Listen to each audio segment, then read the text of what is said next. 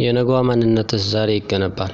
ውድ ተማሪዎች፣ በየቀኑ ጠዋት ከቤት ስትወጡና ወደ ትምህርት ቤት ስትመጡ የምታደርጉት ጉዞ ተራ የእግር ጉዞ አይደለም።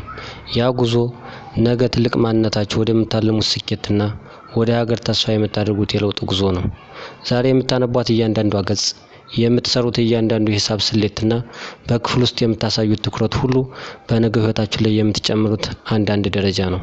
እውቀት ማንም ሊሰርቃችሁ የማይችል፣ በሄዳችሁበት ሁሉ አብሯችሁ የሚጓዝ ትልቁ ሀብታችሁ ነው። በትምህርት ጉዞ ውስጥ ፈተናዎች፣ ድካሞችና አስቸጋሪ ቀናት ሊገጥማችሁ ይችላሉ። አንዳንድ ጊዜ ነገሮች ግራ ሊያጋቧችሁ ወይም ደግሞ አልችልም የሚል ስሜት ሊሰማችሁ ይችላል። ነገር ግን አስታውሱ፣ ዕንቁ የሚወጣው ከከባድ መሬት ውስጥ ተቆፍሮ ነው። ወርቅም ደምቆ የሚበራው በእሳት ውስጥ አልፎ ነው። ዛሬ የምትጋፈጡት እያንዳንዱ ከባድ ትምህርትና ፈተና አእምሯችሁን እየገነባውና ይበልጥ ጠንካራ እያደረጋችሁ እንደሆነ አትርሱ። ትልቅ ሰው ለመሆን የግድ ታዋቂ ወይም ሀብታም ቤተሰብ ውስጥ መወለድ አያስፈልግም። የሚያስፈልገው አንደኛ ጽናት፣ ሰነፍ ጠዋት ሲተኛ አንተ ግን ዓላማህን አስበህ መነሳት።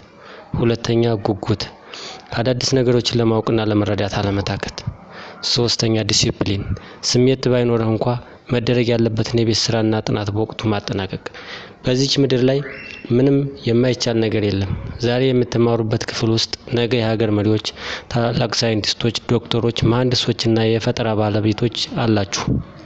ያንን ቦታ ለመያዝ ግን ቁልፉ ያለው ዛሬ በምትሰሩት ስራ ላይ ነው።